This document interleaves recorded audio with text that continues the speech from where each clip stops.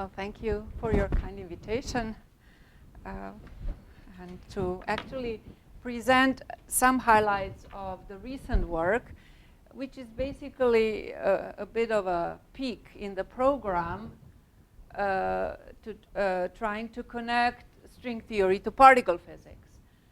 So in this domain, we are in the strongly coupled regime of Ftheory, primarily using geometric techniques to derive particle physics models. And I'm here to present some of the a particular most recent result on globally. Oh, hi, Nati. Most recent result where we actually obtained a large class of globally consistent standard models with the exact spectrum of the standard model, right? Namely, exact chiral spectrum of 3 families of quarks and leptons. So I will start with some more descriptive ingredients of how we address F-theory, in particular how the non-abelian gate symmetries matter and Yukawa couplings arise in those constructions, and also mentioned some additional subtleties related to appearance of abelian gate symmetries. There was some recent work on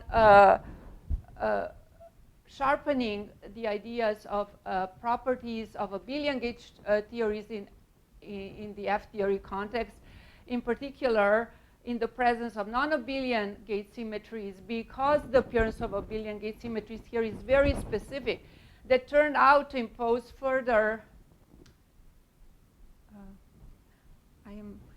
Now I'm gonna.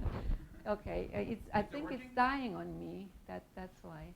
It's just very faint. Very, very faint. It's faint, yeah. I keep pressing, and then yeah. So in any case, let me continue.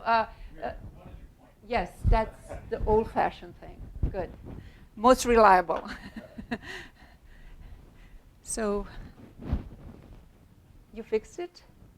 No, you didn't, because I got the solution. Yeah, okay, good. In any case, so I may just mention that there are some further global constraints on the whole gate symmetry in the presence of abelian one. And this may actually have some implications for F-theory swampland, but I really won't say much about it. Because I'm going to try to focus on key techniques to construct globally consistent particle physics models in F-theory and spell out the key building blocks in those constructions, where we are primarily focusing on toric techniques. Namely, the spaces that we are described will be described in terms of generalizations of weighted projective spaces.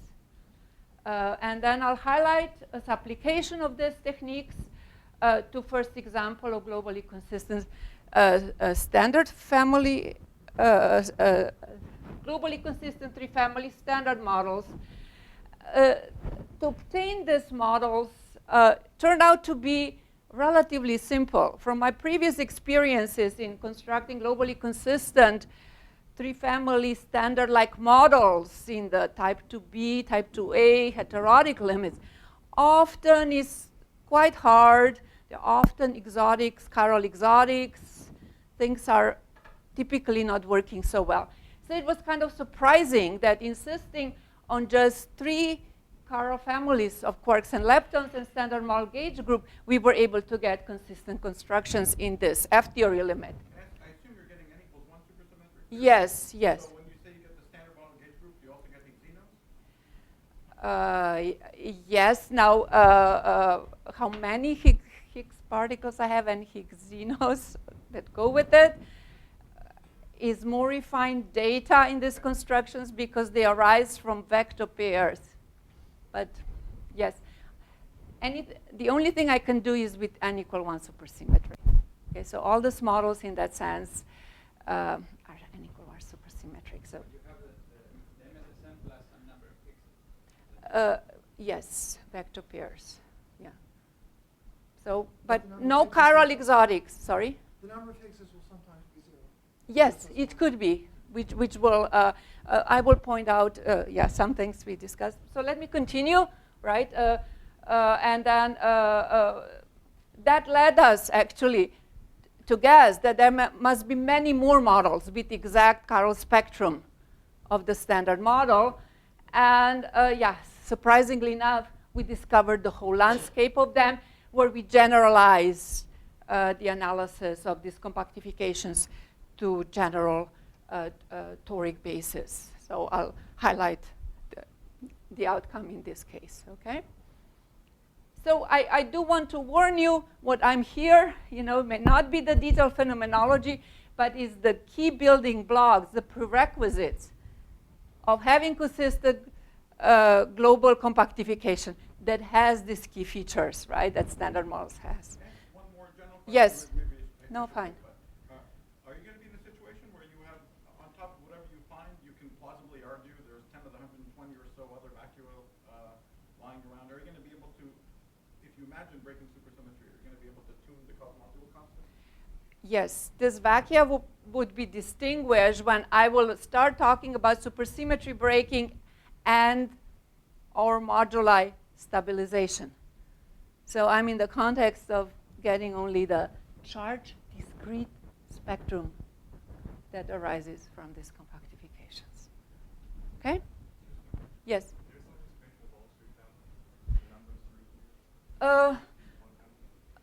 It could be a consistent compactification. Yes, it could be. We'll see some examples. I'll show you that. But I do also want to say again, being in the field long enough and having experience on perturbative corners of string theory, the generic issues that we encountered there were chiral exotics. Typically, it was very hard to make things globally consistent without chiral exotics. And second thing, actually getting tree family was always hard. Global conditions, sort of worked against each other. You want chirality, you have to put anti-branes in. Okay. So there were very few examples that you balance both things, the right amount of chirality and global consistency. Right? And here, we'll see how here those conditions emerge in somewhat more geometrical context, in part because we are now describing the strongly coupled regime of type 2b string theory. Oh, maybe I should point out just a few recent works. One that is, from more than a year and a half ago with Ling Lin, postdoc at Penn, where we addressed the appearance of U1s and possible additional global constraint on the full gate symmetry structure in F-theory that could also lead to consequences for F-theory swampland. And there was actually a review, also TASI lectures, complementary to Timo Weigand's lectures that focus more on discrete symmetries and also abelian symmetries. Now, examples of first examples of three-family globally consistent models were obtained 3 years ago.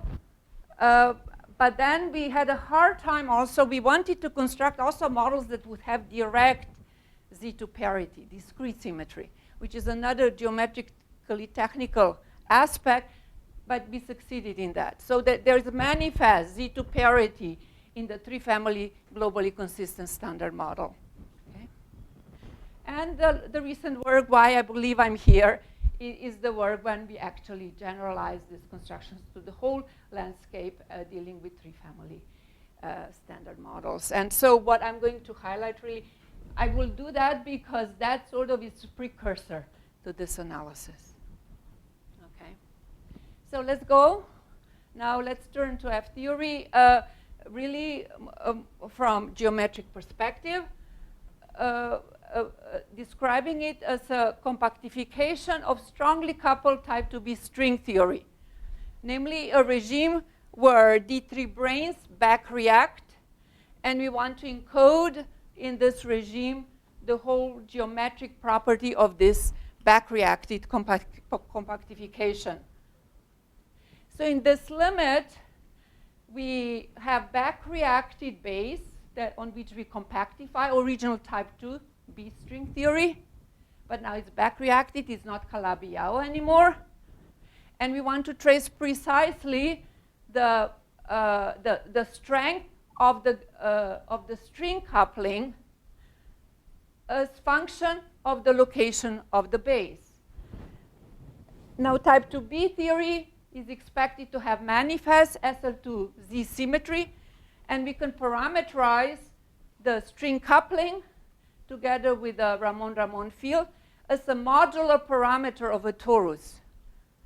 So to describe now type 2 theory in the strongly coupled regime, we are adding the data on the strength of the coupling in terms of the module parameter of the two torus that varies across the back-reacted base. So the F-theory compactification describes now compactification on a space that is 2 real dimensions bigger, namely has this torus that is fibered over the original base. So those are not genuinely new dimensions, but this is an efficient way of tracing the strength of gauge coupling manifestly in the compactification. So for this theory to correspond to supersymmetric lower dimensional theory, this vibration of torus over the base has to be special. It has to result now in a Calabi-Yau manifold that has 2 extra dimensions. Right. So the prototype description of this torus vibration, or what we refer to as elliptic vibration over the base, is the so-called Weierstrass normal form, where this elliptic curve is parameterized as a hyperplane constraint in a projective space with weights 2, 3, 1 for homogeneous coordinates x, y, z. This specific structure of this hyperplane constraint reduces now the description of the space in terms of one complex coordinate.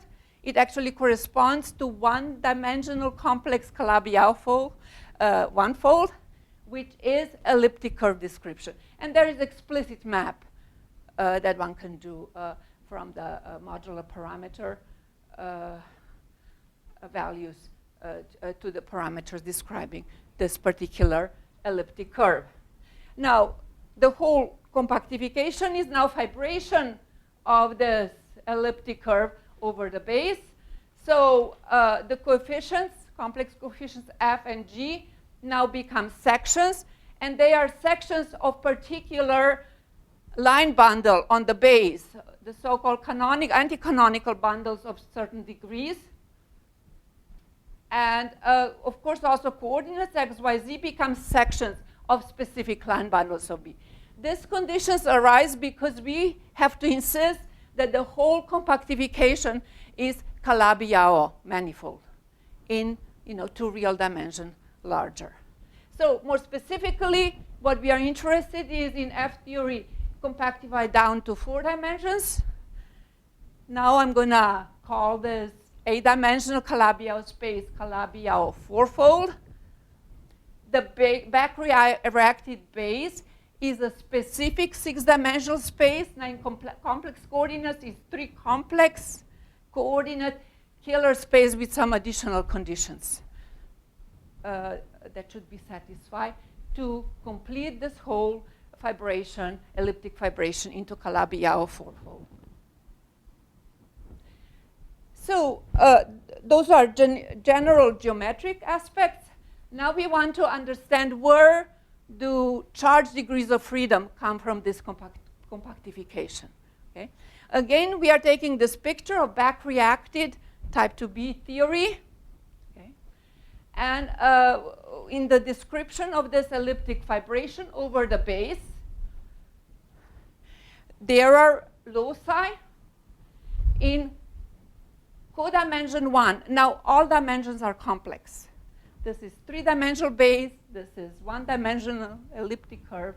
This is codimension 1 locus, okay, where fiber can degenerate on codimension 1 divisor in the base.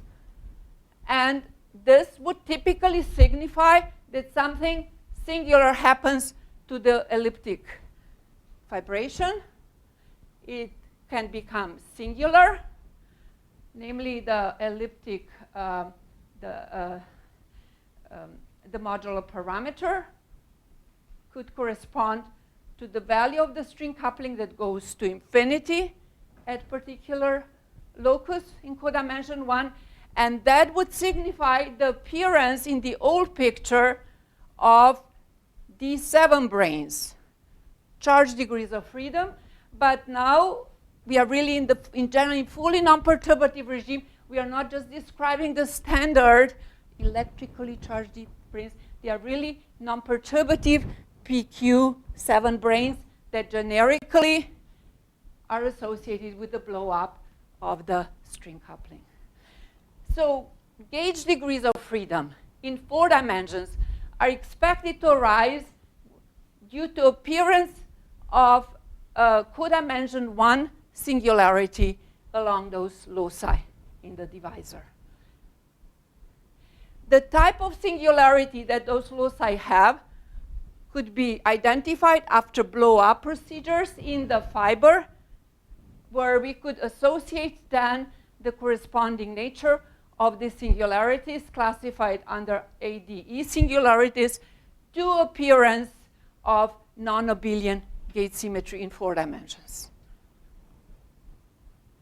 Now, these divisors in codimension 1 could intersect in the base, where vibration, of course, is also singular. This intersection happens in complex codimension 2 in the base. And that signifies the appearance of matter fields. If we are in higher dimensions, those would be n equal 2 multiplets. But we are now on 3-dimensional base. And those would typically correspond actually to vector pairs in the theory. But if we want to get in 4 dimensions now, chiral matter. So to obtain chiral matter in F-theory compactifications down to 4 dimensions, we have to turn on a 4-forum field strength flux borrowed from M-theory, namely through F-theory duality, turning on the flux on such geometries would induce in the F-theory description for us the matter that is chiral. I'll write a specific formula how to relate the chiral index of the matter appearing at this intersection due to specifically chosen flux shortly. Now, you also get chiral matter if the intersection locus was a higher unit surface? Those would typically be adjoints.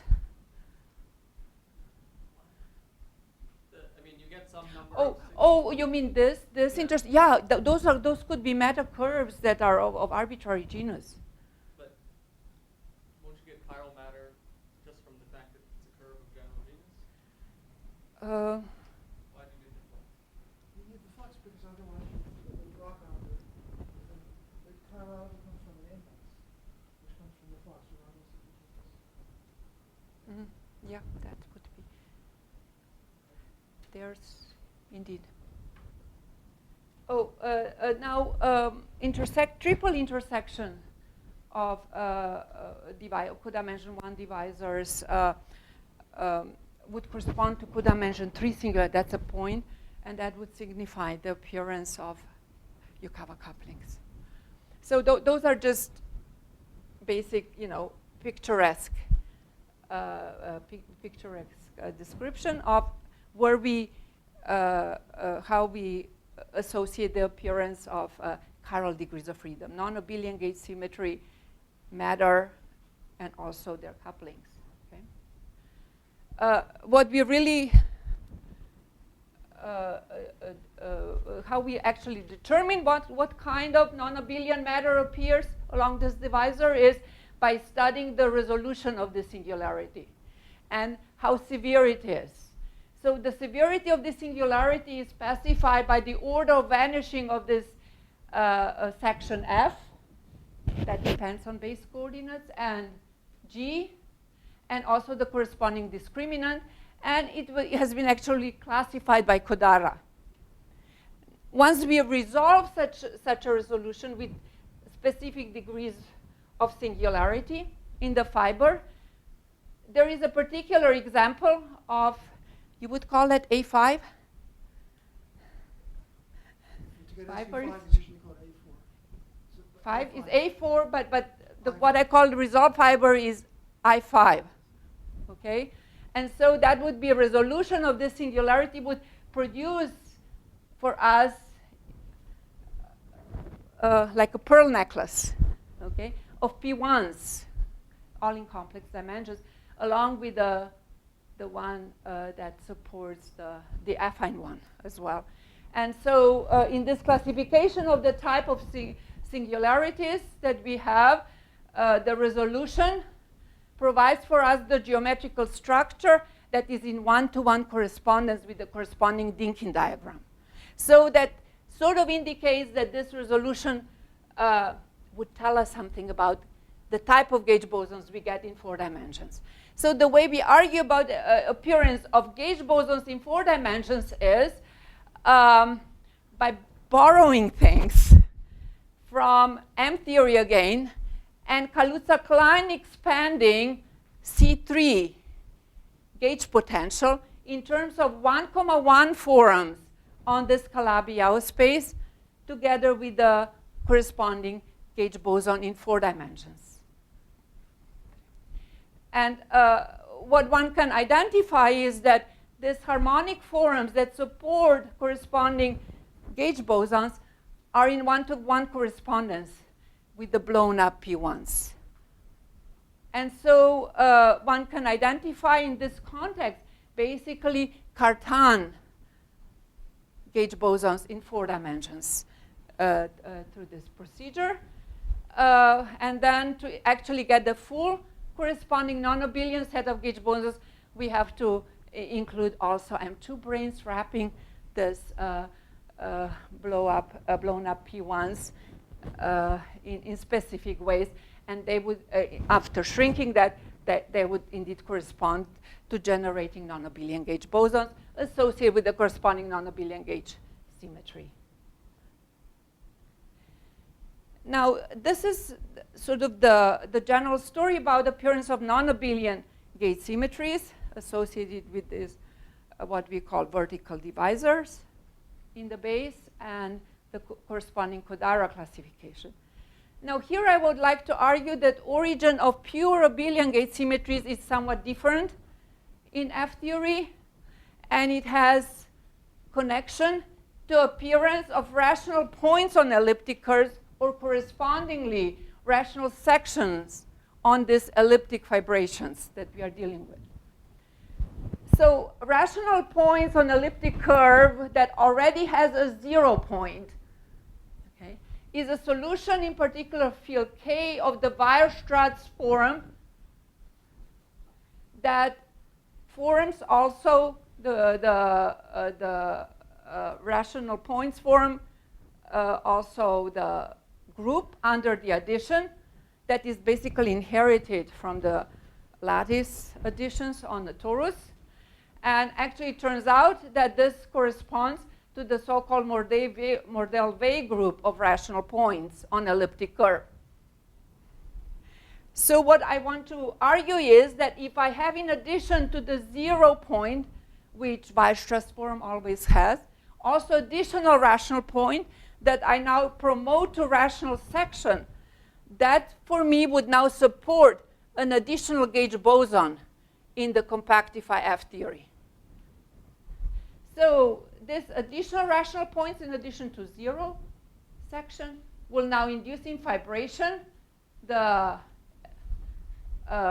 rational section as sub q that basically supports an additional divisor. This divisor is also of codimension 1, right? But it's not a vertical divisor. Technically, some globally extended, okay, codimension 1 regular divisor. Now, what does this divisor have to do with appearance of gauge bosons? Now, it turns out that I can, in principle, very roughly, have a way of Poincaré dualizing such a divisor and obtain 1,1 form that I would like to now relate to a 1,1 form that would support additional gauge boson. See, this is completely isolated divisor, has nothing to, it's not related to this vertical divisor, and I want to relate it to appearance of the 1,1 form that via F-theory, M-theory duality will support additional gauge boson. Now, the story, because of F-theory, M-theory duality, is a bit more complicated.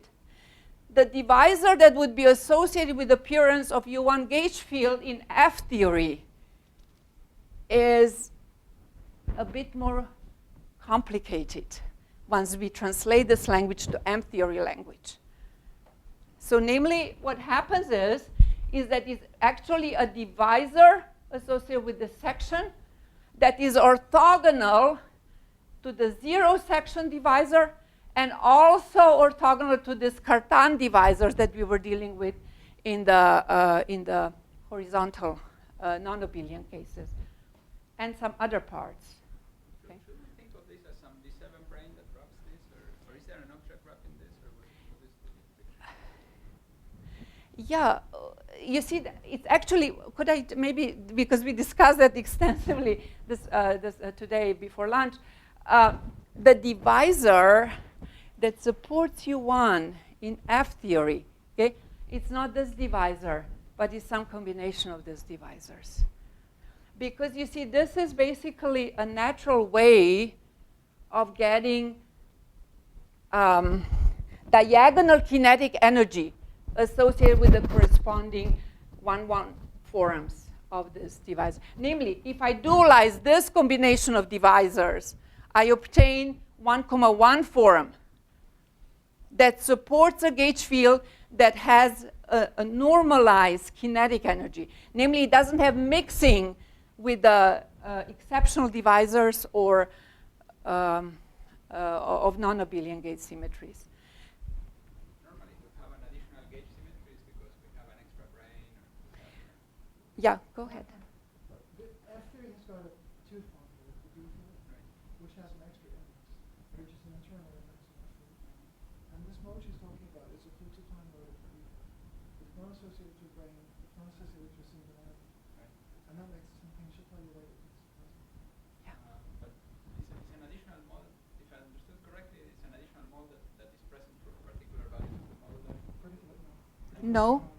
It's present the moment you have rational section on the fibration. But it's unlikely you tuned a parameter here at rational section. Uh, You made a lot of discrete choices and so on in rational section. Yes, in original, construct. Oh, anyway, let me go. I can clearly the fibration that we have that would have additional rational sections would have to be more special than the generic Weierstrass.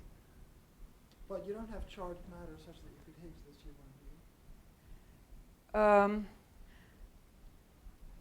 U1, So you want to break U1? Yes, I do. I could have now matter that are charged under this. without breaking the non-abelian gauge symmetries. Yes, we have completely. Let me say there's actually an intriguing phenomenon, because if you have matter that is charged, has charge 2 under only this gauge symmetry, it can Higgs it away. What does it Higgs it to? Z2.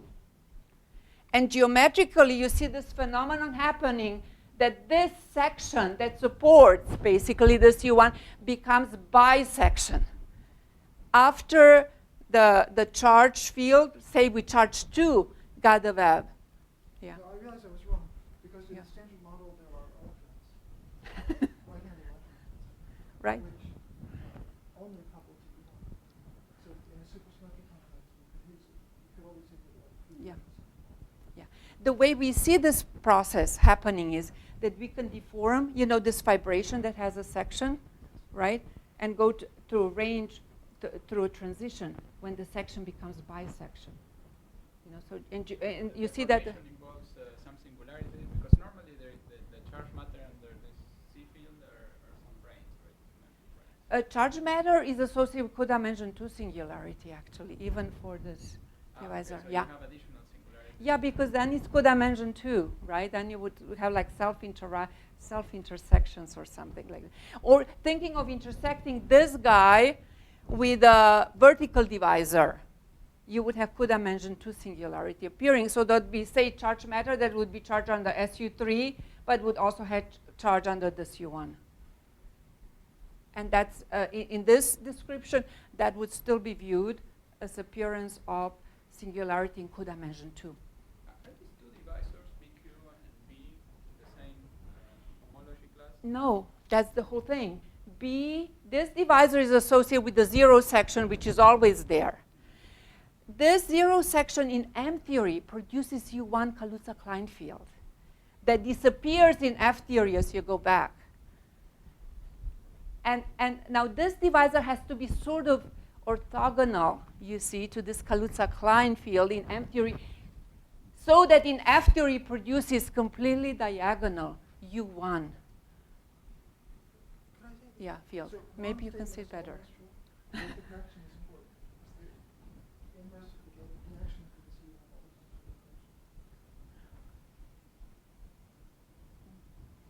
Okay, maybe you see this actually combination of divisors that support, in principle now, this will be the divisor in F theory that I would claim supports additional U1 field in 4 dimension that does not mix, doesn't have kinetic energy mixing with none of the non-abelian guys or anything else.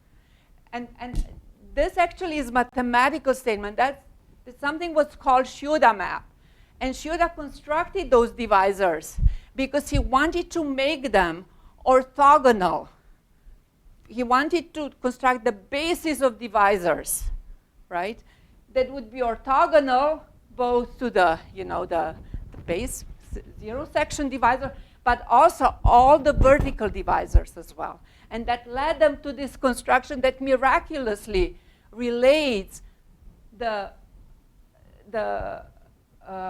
M theory U1s to single, well-defined U1 of the F theory. Somehow we saw that he did it as mathematician, but that's exactly how F theory, M theory duality works for appearance of new U1s that would then in F theory produce for you exactly diagonal, non-mixing kinetic energy for this U1. I don't understand why you're emphasizing mixing.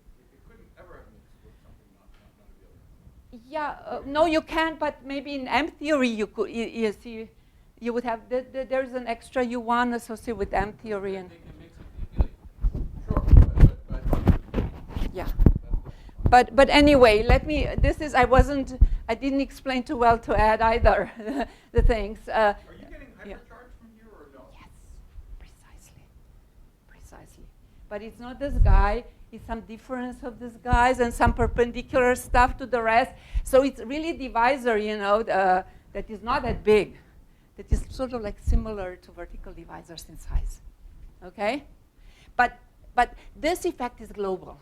This is sort of, you can't construct local models in F theory where you're not concerned about, that is proper fibration and all. This is all encoded in the global. The asymmetries are coming from something more local, and Yeah. the hypercharge is spread out. Yeah, this is, well, sort of, yes. Yes, that's the story. It's going to be surprising to know Yeah. that there's coupling. Right. That's I was kind of. Oh gosh, now you should bring Link here. I'll explain that. Sorry, I'm confused about something really weird. I mean, in field theory, we can get, say, a U1 from Higgsing some adjoint of an SU2. But in F theory, the SU2 is localized, whereas the U1 isn't. That seems sort of counterintuitive. That they, Yeah. like, can such a Higgsing be described in F theory? Yes, They're also localized. that's precisely what we looked at in could I maybe answer that? But that's what we looked at in work with Waddy Taylor. What we looked at is, let's say I'm claiming I have an extra U1. I looked at collisions of additional rational sections with a 0 section. in this. This is another phase transition that I would like to look at geometrically. Okay? So what happens if this section collides with zero section? There is no more independent U1. So what has happened to the theory? The theory got enhanced to SU2. And we saw that this transition of disappearance of horizontal divisor produced this consistent vibration, horizontal, vertical divisor associated with SU2 symmetry. So geometrically, you see this transition, which would be very counterintuitive, as you say, but that was actually a very interesting geometric way of how you once then transition to non-abelian versions, and then they become part of Cartans. Yes? Yeah. It depends how I construct that. We were able to construct generically just on fibers up to 3 zero sections, but then there are some general theorems, how many sections different elliptic vibrations can have.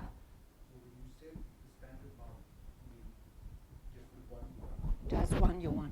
So I'm going to construct elliptic vibration that will have one additional section. Oh, there aren't any. Because I have only, because this elliptic vibration, right, that this is now some shape of the space that generically has one additional section. So generically now you have one additional U1. So I'll show you that, just, show you which example does that for us for free. Okay, let's go on. Yeah, maybe we should. In M theory, there would have been a lot of U1s, but only one in F theory. Yeah, and those are the ones I was sweeping under the rug here, okay? But Shura did that without knowing anything about F theory, M theory duality. Anyway, but let me just go on, right? I should also say, probably, as I keep saying, the intersections, right, of two, in this case, vertical divisors, right? There's co-dimension 2 singularity. There's a singular fiber that generically blows up into I2 fiber. And there, out of the structure of this I2 fiber, we wrap isolated M2 matter curves and determine through intersection theory what kind of representation you get. That's said very roughly. It's more detailed analysis to determine the actual representation of matter at co-dimension 2 singularity, but basically involving, in simplest cases, intersection theory. Okay. Now, particle physics, okay? Now, again, I'm superficial, right? But I want to highlight for you how examples by which we approach to constructing globally consistent particle physics models based on the information I started with, okay? So, the whole program was actually motivated 10 plus years ago, basically realizing that if you're enamored with SU5 grand unified theory, in the type 2b string context, top quark masses are not there perturbatively. It's just the overall massive U1s, which are different, a global U1, charges to prevent couplings like that in type 2b limit. And that, in particular, Qumran got excited because he believed now SU5 God in F theory would have those coupling there for free. After all, it's non-perturbative regime of type 2 theory, which, by the way, we also know in type 2b limit, it can be explained in terms of the instantons. But now in strongly coupled regime, it's there. So that was one of the key motivations why one revived the whole program and trying to get more information about particle physics from F theory. And original approaches were these local approaches, thinking you would look a little bit, near the co-dimension 1 singularities, study intersections there, but not making the whole global embedding. Those were the so-called spectral cover constructions inherited from F theory heterotic duality. But then one pursued and got models that were globally consistent, even SO10 models. And then naturally you want to ask yourself, how about building blocks or building directly standard model and using some of the techniques where we can be more hands-on by using toric spaces to describe that. 10-10-5 couplings coming from these triple intersections? It does. So are what's expected for the size of the coupling at at the high scale? Is it baked? This is moduli dependent statement, but what we see geometrically is whether it's there. It has to be physical intersection. And in global models, it can be more than one intersection. So Yukawa coupling, even texture, could be much more involved in global models, okay? But the actual coupling calculation, again, depends on the shape and how much flux you have and all that associated with this matter. So this is a harder calculation. That's something we are actually pursuing in this, to determine based on particular geometry and particular, origin of matter, how big these couplings are. Yeah, you expect it to be generically order 1. 1 or 4 pi is the question. But anyway, is it strongly coupled or is there a weak coupling? It's a coupling, yeah. Sorry, I mean, Yeah, it's not, you see, it's more complicated because people focus on holomorphic part, but then there is also Killer potential. Anyway, when people do some of the local models for this calculation, like Marchesano et al., Madrid group, they look at some local models. They get rank 0 matrix. Anyway, they assume that you can match, example, to the top Yukawa coupling. Okay, but yeah. Even if you're in the non-perturbative regime, you wouldn't get infinite couplings, per se, but right? keeping it perturbative is Yeah. important for things like unification. Anyway, Yeah, that's indeed. not, Let me go on. I'm getting to my point, right? I want to make my point here. And so let me start and be more naive. Let me not do GATT. I'm in the field long enough. I know GATTs have all kinds of problems. Doublet, triplet splitting, all kinds, proton decay, all kinds of things. Let's try to deal with a directly globally consistent 3-family standard model. And I'm going to focus on that because that's the part that we generalize now to the whole landscape. All right. So,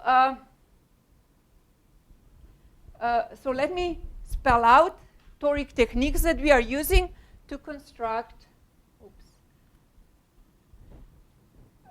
To construct now first Calabi-Yau fourfolds. We need elliptically fiber Calabi-Yau fourfolds, and so we have to construct elliptic curves with toric techniques.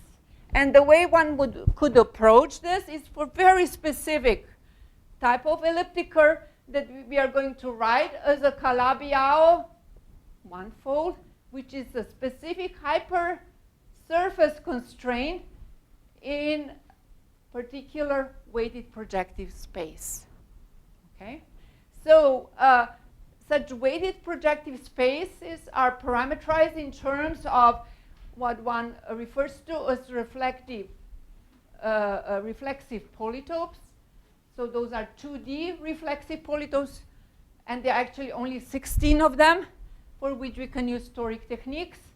And for each of these polytope, there is the corresponding information now on the whole 2D toric variety. And then for this toric variety, we now put a hyper surface constraint with the condition that this is now elliptic curve. So 2 complex dimension, 1 constraint, 1 complex dimension, it has to be genus 1. Not genus 1, it has to be Calabi-Yau one-fold, elliptic curve. All right, so this, now once we have elliptic curves like that, built out of 2-dimensional toric varieties, we fiber this elliptic curve over a base and have to ensure that this fibration will keep Calabi-Yau conditions on the full space.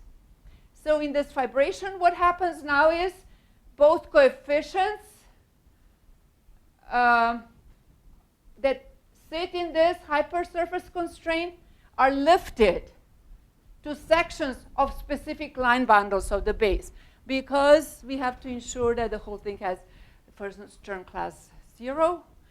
And then furthermore, the coordinates, of course, of this 2-dimensional toric varieties are also promoted to sections of specific line bundles. Okay. So once we ensure this construction, and now we had with this this specific set of elliptic fibrations, So those are not the most general ones. Those are the ones that we have a lot of control over. And that's why I'm using them. Okay. Now, I already argued to get chiral matter in this. These constructions, is that the topological class, or is it that some class where you tune some of the moduli? It's a topological class. What I'm trying to say is a specific weighted projective space, right? Whose properties, you know, the divisors and are determined in terms of a polytopes. So one uses this polytope correspondence, and in 2D, with this technique, there are only finite number of them, 16 of them. And I'm going to use the subset of them. There could be other examples where, you know, that are not toric. So those are, and that's due to Batira, Cox, you know, mathematicians developed that. So anyway, let me continue. And so I argued that we have to turn on the G4 flux to get chirality. And so now those are matter, so this is matter curve fiber over matter in the base, right? Matter curve in the base, there's vibration over matter curve in the base that results in the ambient space in the matter surface. And it's integration of this matter surface over G4 that would determine for us the chiral, the chiral index. Again, there is more important, there is deeper connections to how this is related from F theory to M theory. But the outcome is that for chiral index of matter, we need flux, and integration over matter surfaces produces for us chiral index. Now, this flux has to be of a special type. It should not induce superpotential, Gukov, Vafa-Witten one, right? So it's a special one. It has to be, we refer to them as so-called vertical divisors because they don't induce moduli dependence in the superpotential. Directly superpotential that would, with turning on of this flux, induce potential for moduli. And they have to be in the middle cohomology. So this is what I just said. That implies you're treating the moduli of the No, this is just choosing the basis in the space only in terms of 4 forms, holomorphic, 2,2 forms, okay? But I thought that for generic moduli, you always have you get some superpotential. I'm turning on these coefficients in front of 4 forms, other 4 forms that induce potential 0 right now. This is my choice how much of flux I'm turning on. I mean, the fluxes are quantized, right? So you can Yes. some integers. Yes, I have enough. Basis even of this middle cohomology vertical divisors is large enough that I have enough parameters that I have to properly quantize to get non-zero flux that induces chirality. Okay? Perhaps one question is if you vary the continuous parameters in your elliptic fibration, Yes? does it change the fact that this class exists and is type 2-2? For generic fibration, it would be expressed precisely in terms of divisors that are specified by the fibration, right? So unless I change the topology, I could turn on the specific classes supported by divisors determined by the fibration. Okay? So What you told me before about what Yeah. your G4 was, might be the best. yes, maybe I'll show you a little bit shortly later. Yeah. Okay.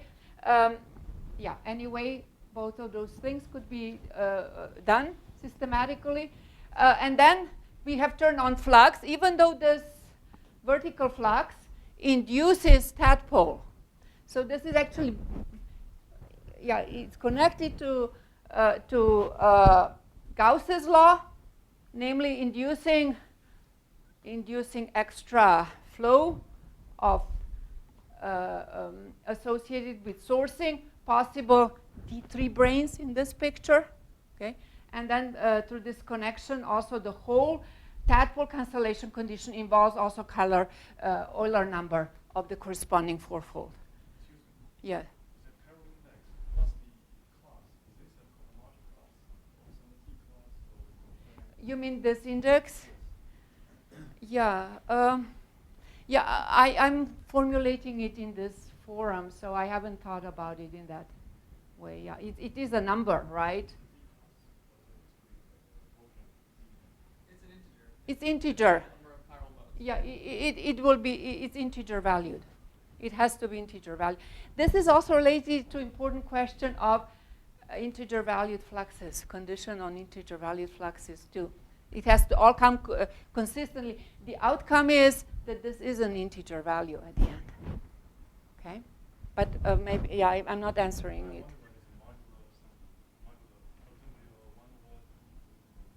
1 over what? I don't know. I was just seeing that there is a global consistency. Yes. One of the polytope there. So there's some.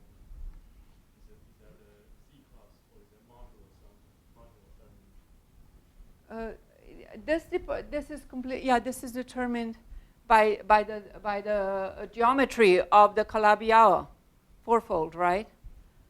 This is only geometry. This is Euler number, and it's elliptically fibered, and you know the way you calculate that is geometry dependent. It's not flux dependent statement, right? I think it's asking whether it's a multiple of 24. Oh, I'm sorry. Oh, this one? No, I don't. I'm not sure. I don't think so.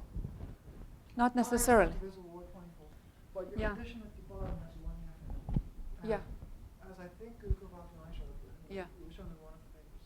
Magically, this equation, there's no problem with the polytope. Mhm. In other words, n always turns out to be an integer. And D3.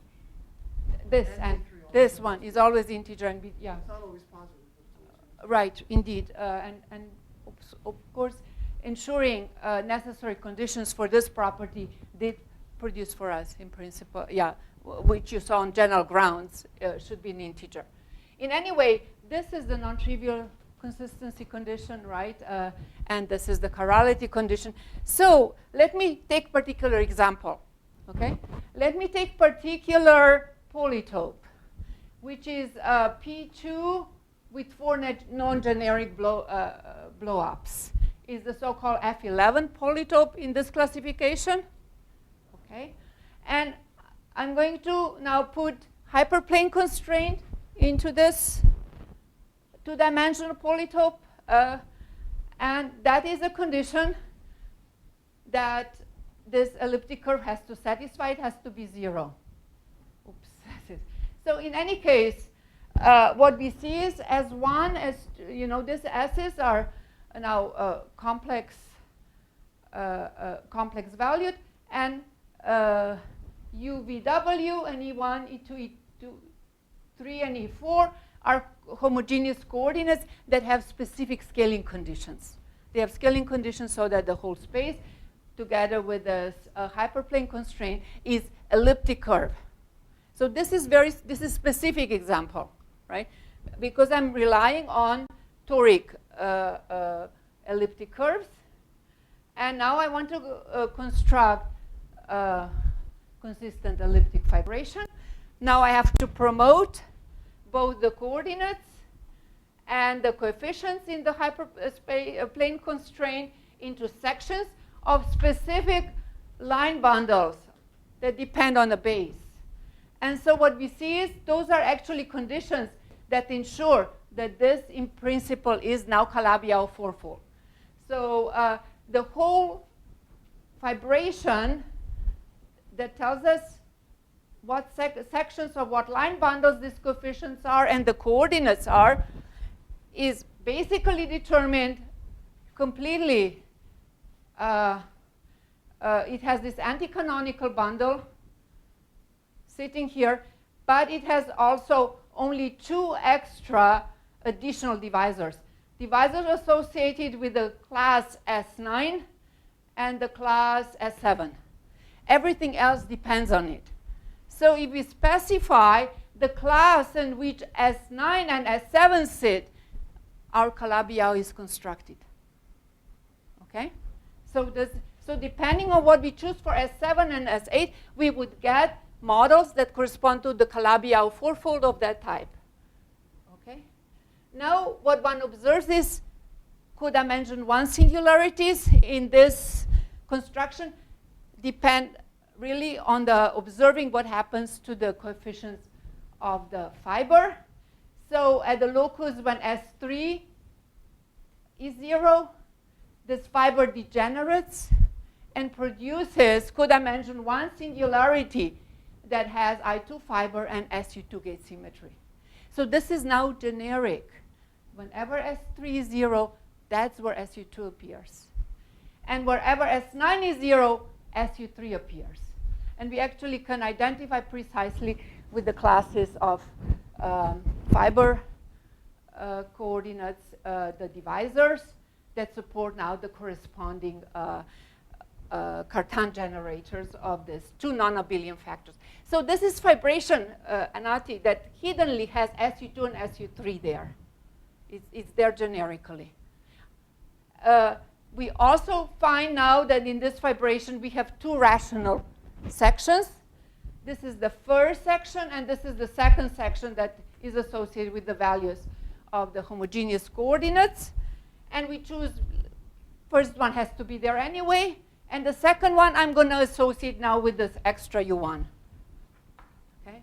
And so this fibration just happens naturally to include SU3 cross SU2 cross U1 without any further specialization of the construction. There is something that I do want to mention, which is sort of related to the Shioda map, is observation that actually we have this gauge algebra that we obtain. But the divisor associated with U1 is not only the divisor of this S1 rational section, so corresponding to it has all this additional orthogonality conditions to Cartan divisors and also the 0 section divisor. And that turns out now to actually allow us to construct a central element of this gauge algebra that is of order 6. And basically the 6 appears because of this 1/3 and 1/6 things. This is this projector onto canonical U1 divisor that have this perpendicularity property. The global form? Yeah, yes. So actually, I am not going into detail, but I thought I should highlight that if you're careful, the global gauge symmetry is SU3 cross SU2 cross U1 modded out by this Z6.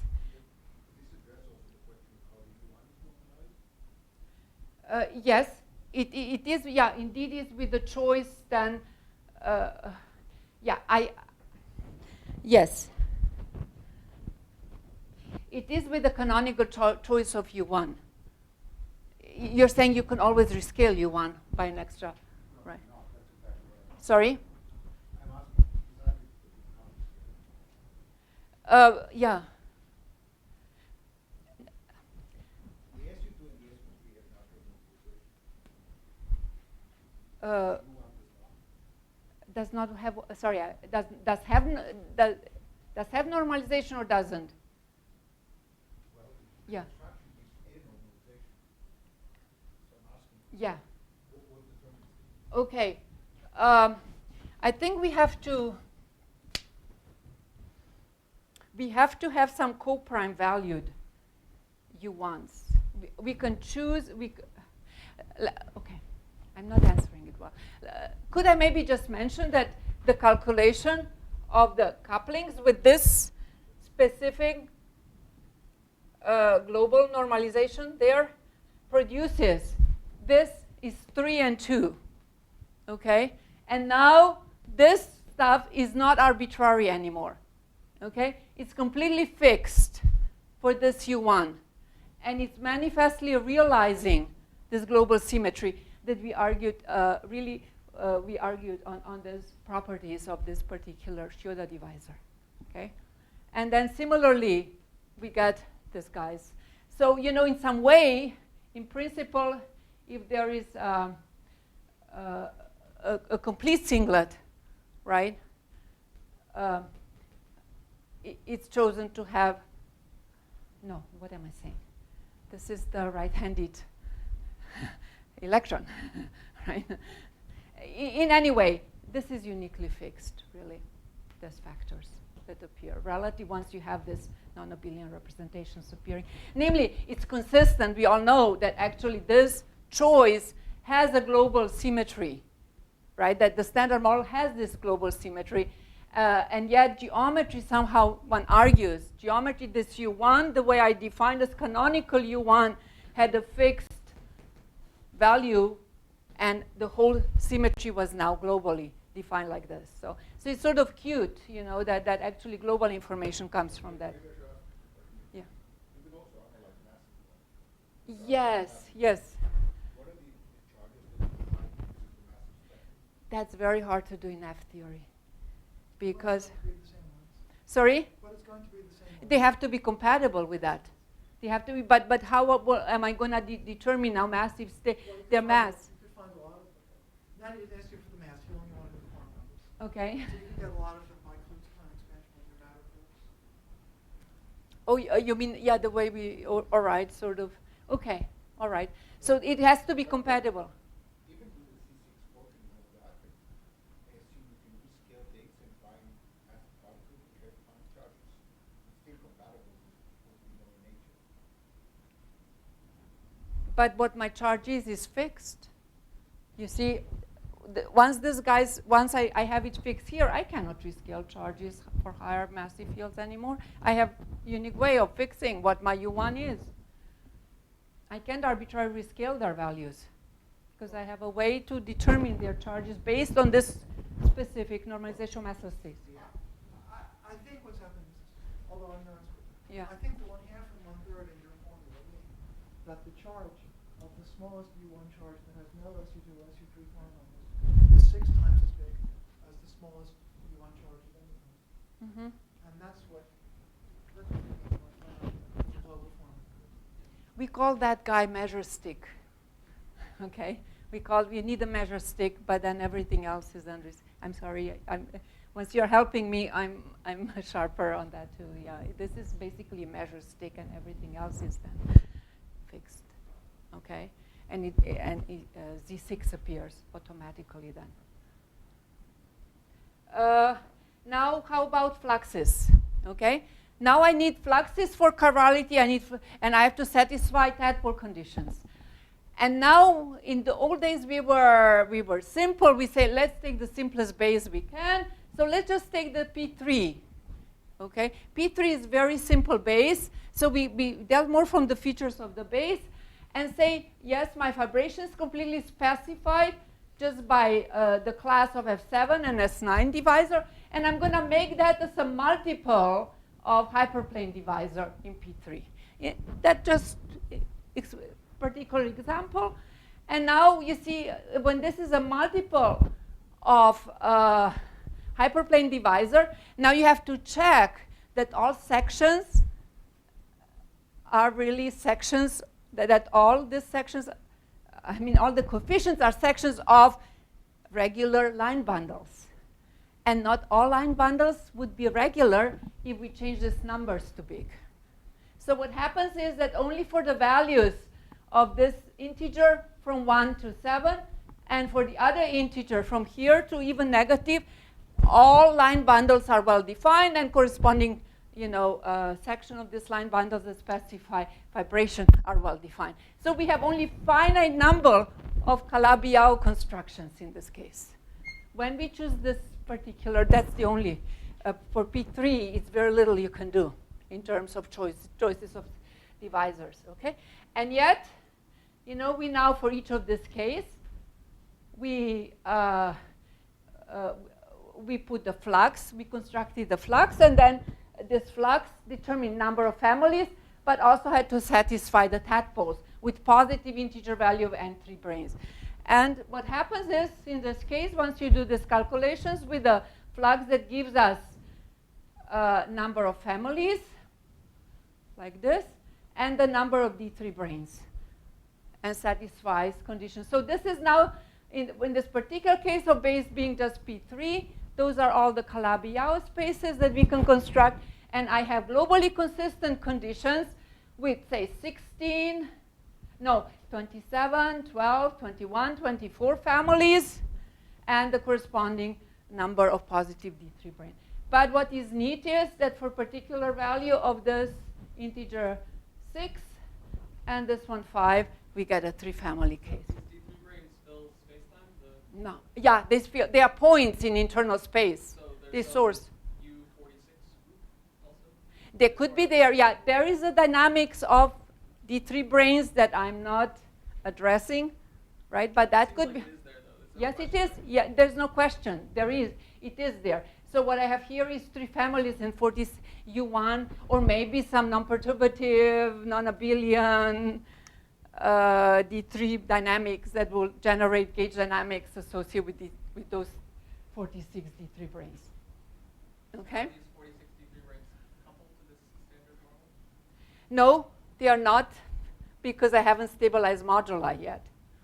They could move to the place where the Yeah. boundary is, right? So yeah, only once they touch the codimension 1 divisors, right, they could affect and introduce. But per se, this is anomaly-free gauge symmetry. The other parts are anomaly-free, guys. I can satisfy all the conditions by putting this D3 brane away from codimension 1 divisors. It's assumption. Yeah, but yeah. And by the way, again in type 2B pictures, that was very hard to do. Hidden branes always intersected with observable branes, typically in the type 2 construction. So that was this first example. So simple, just putting P3 branes and getting standard models and getting 3 families. And that sort of, made us think that there must be much more. Sorry, what were S7 and S9? This was, you see, the whole fibration is specified by the divisor class associated with S7 and S9 only. So you see all these sections of line bundles, right? Yeah, you only depend on, and I choose S7 and S9 as integers of a multiple of anti-canonical bundle. That's the only one basically here, but different multiples of anti-canonical bundles. Let me just point out. Right? And 7 times 4 and 9 times that. And then I got for different values of those guys, I got different solutions. And it happened to get some solutions for 3 families. Okay? I do want to mention a few things that's related to the Higgs doublets in this context. Higgs doublets appear as vector pairs in those constructions. If the meta curves on which they live has high genus, this is expected to be hard calculation, and we didn't get the answer. But we did manage to calculate vector exotics, for example, quark doublets, because the meta curve was simpler there. It was just genus 1. And there we were able, with those techniques, determine that generically we have we have no vector pairs. Only at special enhancement point in modulus, but that means complex structure, these deformations, that I would get 1 pair. So generically now in this compactification, no vector exotics associated with quark doublets. Say, that's what we could calculate. But we really generically expect that in terms of number of vector pairs, we'll have in generic space 0 of them. Only at the enhanced points, this number will increase. And so for Higgs doublets, we are hopeful too that we could get MSSM. We would like at least 1 vector pair, right? And so we hope that in this space we would get that, but it's technically hard to calculate. Another thing that worried us actually here, it was just standard model, okay? And then, when these meta curves intersect, the triple intersection, we generically see that in constructions happening as long as this triple intersection satisfies gauge number conservation. So that would mean in this model, we were worried we could have R parity violating couplings, okay? So, yeah, anyway, this is to go when you go to more details, right, of the story. So that actually led us to construction of 3 family standard models with direct Z2 meta parity, where R parity is enforced. And that corresponded to another polytope. It was a biquadratic in P1 cross P1. So there's another elliptic fibration that happened to have not now an extra section, but a bisection. So that signifies appearance directly in geometry of discrete Z2 gate symmetry. Anyway, this is not the focus of this talk, but I want to say that we managed to construct global constructions with 3 families in this context as well. Intersections here? Because of Z2. Our parity are not there. It is really gate symmetry. It's a discrete gate symmetry in the construction of the model. So it's an ordinary symmetry. Yeah. No, it's not R. Yeah, I should have said, I mixed R symmetry because, no, we did get the ordinary Z2 symmetry that we can identify with the matter symmetry that prevented our parity violating couplings, namely proton decay, non-conservation of lepton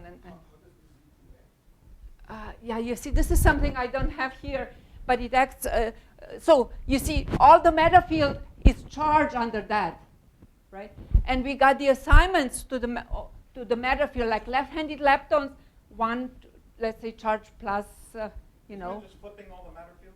It's matter parity, right? Yes, it's matter parity. That's precisely. It turned out that this regular Z2 symmetry could be associated with the matter parity for all the charge matter fields that I have in the theory. And that was related, I'm sorry I'm using words because I didn't want to go into that. But the point here is actually global consistency conditions, even for this Z2 symmetry, have a remnant. This is a gate symmetry. And there is a discrete remnant that gives the right assignment to the matter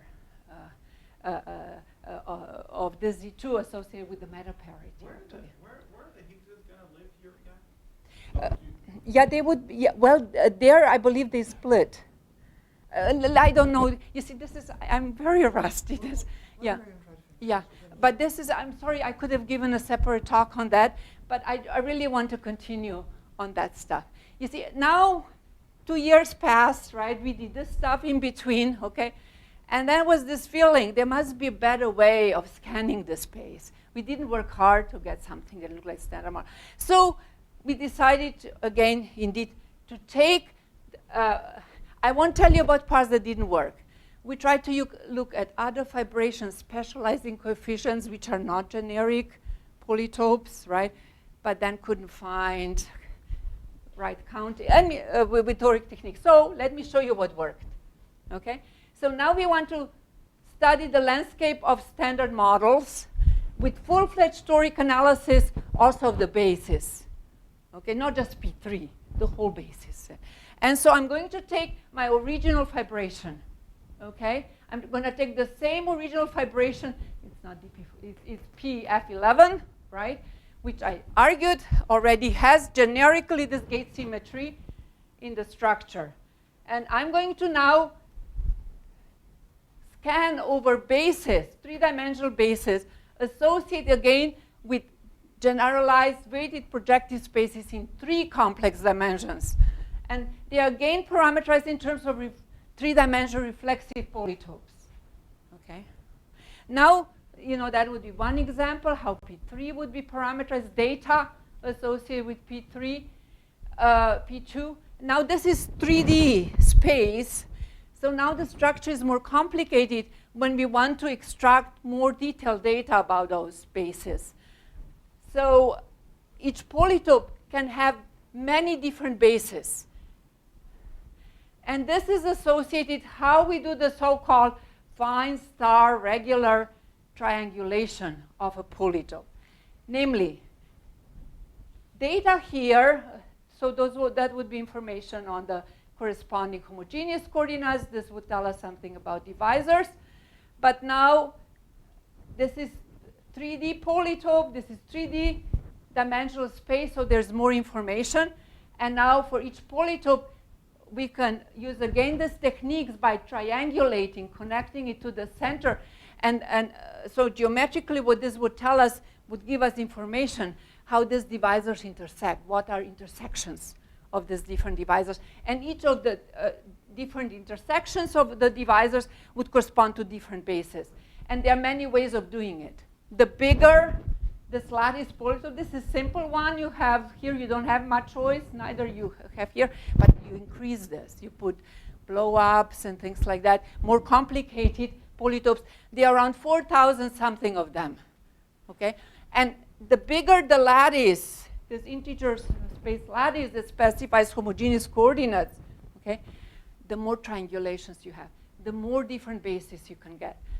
Can you remind me the definition of a reflexive polytope is one that's an integer polytope and a dual is also an Yes, integer polytope? I think so, yes. And those are all those of them, yeah, indeed. Okay. So the point is this is, again, combinatory questions. How you determine further properties of different bases is how you do further triangulation. In 2D, you have no choice, okay? But here, you have choices, and the more complex the polytope is, the more choices you have. And this is actually completely, it's a combinatorial question, and grows exponentially with the complexity of the polytope. And this is math in particular, but here developed this in technical details that I am not really competent to emphasize to explain in full-fledged details. In any case,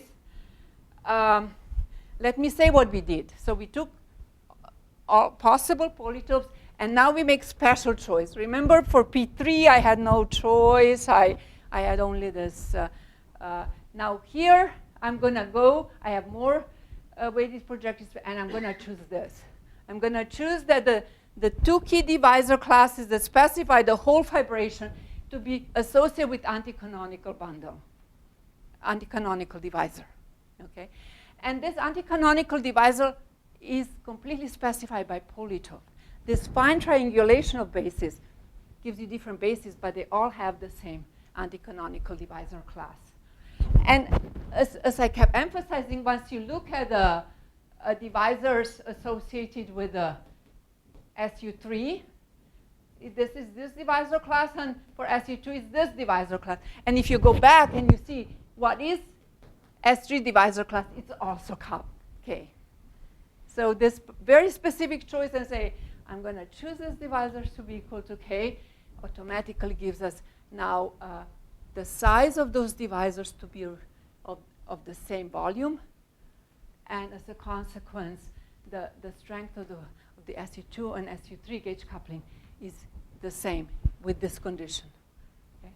Now, this is a harder thing to determine the actual value of the gauge coupling for the U1. So the divisors are in the same homology class? Yes, but they are not rigid, and so they could be family of the, all so fun. continuous parameters. Yes. So that means that there's a set of parameters where they coincide. Yes. You form SU5. You're getting that. No, they don't. That's the problem. We did not get this. We did not get that.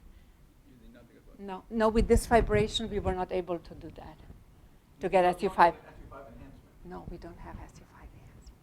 We could not do that we would get, even though they are related, it's not that S, this divisor and this divisor class. But they're in the same homology class? Yeah. But they cannot be put on top of each other? So I guess you can have this and you can have... That's the homology class question. and What? curves.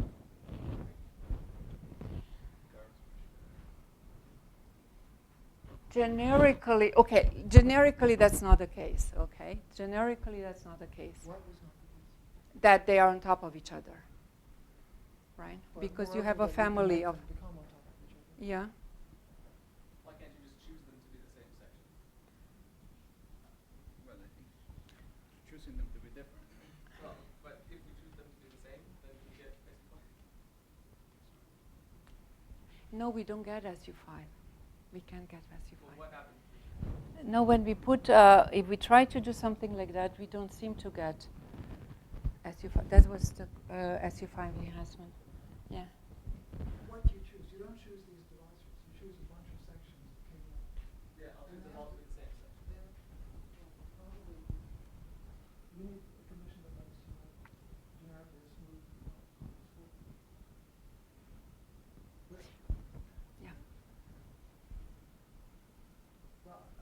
mentioned that these divisors aren't related to the obvious intersections.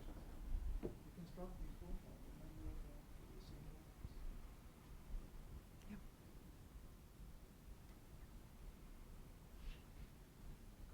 Am I supposed to have in mind that the SU3 and SU2 are supported in distinct places? Yeah.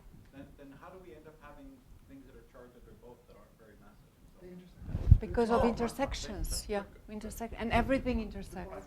Yeah, yeah, yeah. Otherwise, yeah, yeah, and then, right, okay. U1 is also somewhere else. So Yeah, you know, yeah, U1 was this funny Shioda divisor, right, that I talked about, right, and it had this. it also happens to intersect in the same place, so 3 and the 2 intersect. Yeah, they could. They have triple intersections, which would be Yukawa couplings, at least those that are gaugy.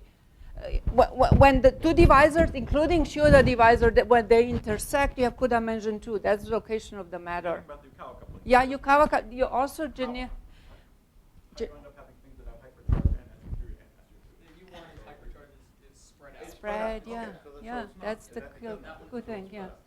spread out. But But then I just have my same naive question again. That if one of them is spread out and the other ones are not, how is it that they're determined by the same volume? yeah, this is as question, and it's highly non-trivial calculation of this side of this.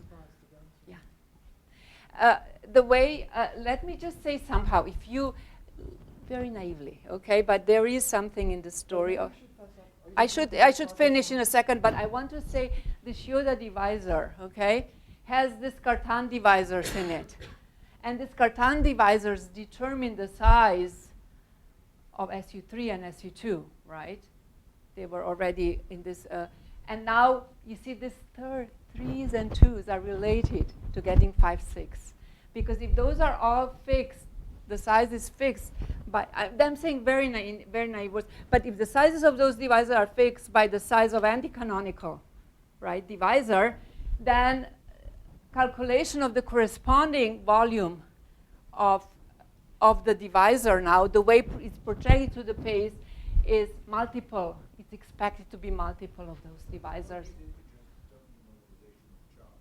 No, this integer, this is completely those are Cartan. Those are Cartan. No, they are not. But I could try. So what I'm trying to say is the size of divisors associated with that will tell you how big the gauge coupling is for vertical divisors. Yeah. No, but if you very naively think that the size of these divisors would be related to this one with some factors, because it comes with this. It's more complicated calculation. It's really taking this divisor properly, projecting it onto the base and see what its size is. There's technical work on that that at the end produces the answer that the size of that the gauge coupling associated with U1 divisor also has I should finish this. Also has this coupling proportional, right, to the same size of the anticanonical divisor with some coefficients still at the end. You see, anticanonical is the only thing that specifies this vibration. Once I've done that, because I chose it up there, everything follows. Need not be the case that this is the same, because this guy might have come as 2k bar, but it didn't. It didn't. It came as k. And this is not arbitrary calculation. This is fixed calculation that determines that to give us standard canonical gauge coupling unification. Now, this comes to the issue of, are there points in modular space when this gauge symmetry enhances? And actually, this vibration is related to a vibration that has Patti-Salam symmetry. So as I deform this complex structure, I get to the enhancement of gauge symmetry that is generically of that type. SU2. Oh, I'm sorry, that was fast. SU2. Yeah. So it's gauge coupling unification, but I didn't find, Juan's argument, can't you in this, in this class, right? Sort of deform this family and put it on each other, right? But it's not necessary the case, because in geometry what we see, it forces us to enhance at most to particle. I'm sorry, it's SC2. Okay. So when you went from this U1 that were kind of mysterious, the Yeah. charge to this Yeah. SU2s that live Yeah. all these non-abelian gauge groups live on singularities, right? Yes, and now it's trivial calculation of the gauge couplings there. But what would happen is that U1 somehow, how that U1 became part of SU2? These are words I was trying to explain, that that you can have what happens in the formation. This extra section starts colliding with zero section, but this is only ensured. That means U1 is disappearing. This only happens at the expense of enhancement to non-abelian gauge symmetry. Yeah, so that's how technically happens. Yeah. This U1, I'm sorry, this is SU2 cross SU2. This is partisalan. U1 is spread out, yeah. But this U1 is related with extra section, right? Now when this section collides with zero section, I'm losing divisor, Shioda divisor. There is no U1 because I have only one zero section left, right? No extra section.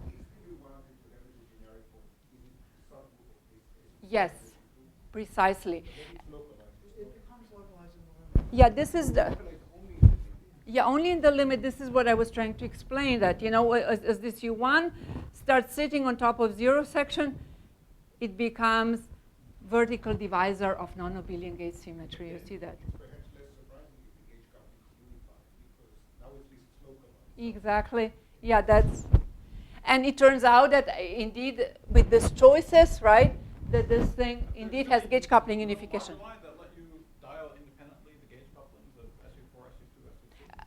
You see, I chose that. You chose it. Yeah, I chose it. If I don't choose it, I could get other solutions. But she was choosing integers. Yeah, yeah.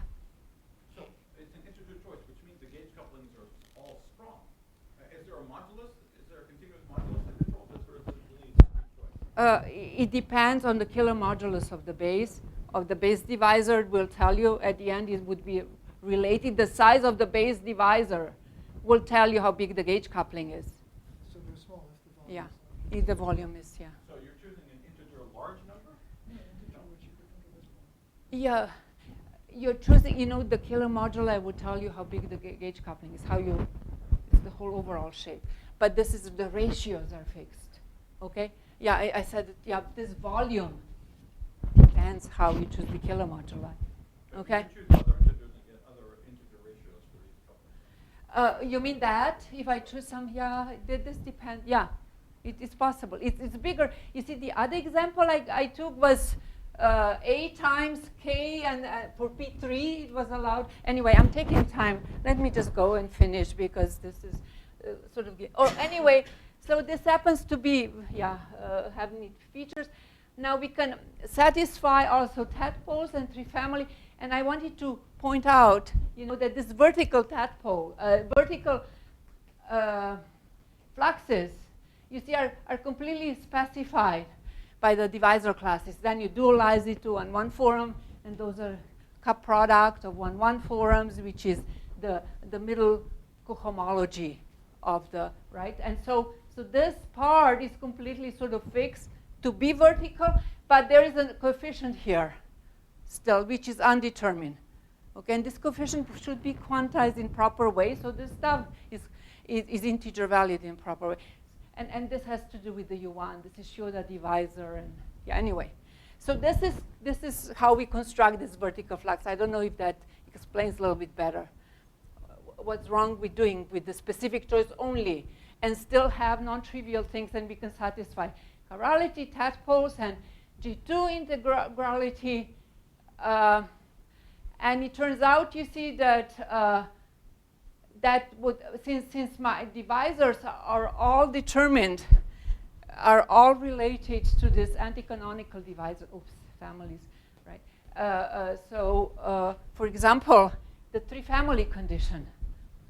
That's how it would look like. Once we reduce this calculation just to the base from our vibration information, You see, the chirality is this A, okay, times triple intersection of canonical divisors. So it turns to be, in this case, all determined just by this guy, right? Then I also ensure integrality, which tells us that K has to have even. K has to be even. K3 cube has to be even for integrality. The rest I plug now into my tadpole condition, and I lost the people on that. And this comes from this. So this now becomes completely expressed just in terms of triple intersection of anticanonical divisor. Okay? And you see the way this integer came that puzzled me for a second is because chirality being 3 tells you that I relate this triple intersection to 3 and these coefficients. Okay? And so anyway, to make the story short, this is actually the condition to have positive number of D3 brane and the triple intersection of this anticanonical divisor has to satisfy that condition. Now we start scanning polytopes of the base. And there are lots of them that have this property. That many reflexible have canonical divisors that have this property, that it's satisfied for integer value of D3 branes. And then we start analyzing them. Those that are not too complicated, we can actually analyze how many different bases we have. That many. And those are all consistent 3-family models with this choice. But then for those, we have too many lattice points, and that's hard to calculate because this triangulation gives us many bases that even Sage math doesn't handle. So one has to resort to actual estimates. So what we actually do, you see, we count these triangulations from the facets. For facets, we can do because they're only 2D, and then see, and then combine those facets in triangulation. But then there's some further regular condition that is hard to implement. So that gave us estimates that we could get for the polytopes with more than 15 lattice points. That gave us upper bound, okay, and lower bound, because upper bound was sort of killed because we had only finite number of things that were still compatible with the regular triangulation in this case. Now this huge number that we got basically comes from triangulation of largest polytopes, because that's the one who has lots of different bases, okay? And it has basically close to the quadrillion of them. All the other polytopes have much fewer, right? Look, those have so few, and some other in between. So if you want to scan how many bases we have that satisfy all these conditions, this is our estimate. Okay. So that's basically all I wanted to tell you. Some outlook. This is, I want the number of Higgs doublets. That depends on the genus of the meta curve, and that's pretty large. And so it's hard. Number of vector exotics. But we are sort of optimistic. This stuff is not probable. This is within our reach. Okay. Now continues that. Yukawa coupling. This is more recent. What worries us for this compactness is R parity violating terms. Okay? But because this is continuously connected to Padi-Salam, the R parity violating couplings are not there because they are inherited from Padi-Salam couplings. Okay? So proton decay or other effects, baryon or lepton number violating, are expected to be suppressed because in moduli space, these standard models are related to this Padi-Salam version. Can you just claim that if you have a minimal spectrum, MSSM spectrum plus Higgs particles, Yeah. if there's at least no dimension 4, you call it? Yes. This is the claim that I would like to argue from connection to Padi-Salam. But even without Padi-Salam? No, because I'm not sure, you see, once I have, if the leptons, chiral leptons, are on the same matter curve as the vector pairs of Higgs doublets, okay, then I don't know which one I would call Higgs and which one I'm going to call lepton. But because this is connected to Padi-Salam, their Higgs doublet comes from 2,2. It's non-chiral also in Padi-Salam. thing, but it's a different representation. The way it couples to matter. Matter is 2,4 or 4,2, right? I mean, 1,2,4 or 2,1,4, right? And so those are right now things that we want to re-verify, but we are somewhat optimistic that because Yukawa couplings are inherited from the Patti salam, we expect.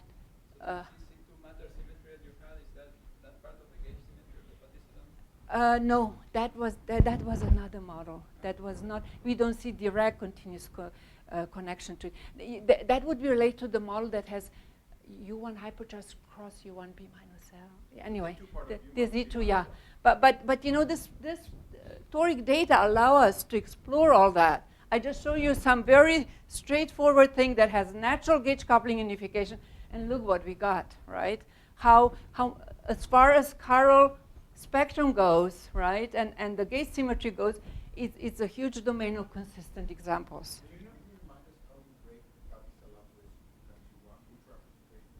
Yeah, what happens, you have to do it with 1, 2 under SU2 right, and 4. And you have to do that in D-flat way, so it's 1, 2, 4, and it's conjugate. So it's,